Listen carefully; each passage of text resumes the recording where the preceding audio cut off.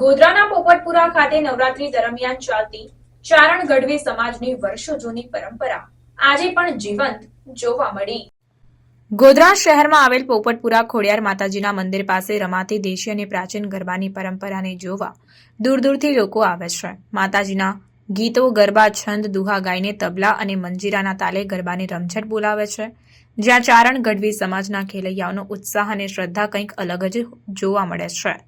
આજથી 300 થી 400 વર્ષ પહેલા ચારણ ગઢવી સમાજની પેઢીઓ કચ્છ કાઠિયાવાડથી આવીને ગોધરા તાલુકાના છબનપુર ખાતે નેસડો બનાવીને કાયમી નિવાસ કરી રહ્યા છે। જ્યાં નેસડો હોય ત્યાં વળી આઈ આવડમાં ના ફળાનું સ્થાપન કરતા હોય છે। ત્યાં જ ચારણી પરંપરા પ્રમાણે રાસ ગરબા અને દાંડિયા રાસ રમતા હોય છે, જે એક વીર રસનું આબેહૂબ પ્રતિકૃતિ કરાવતા હોય છે।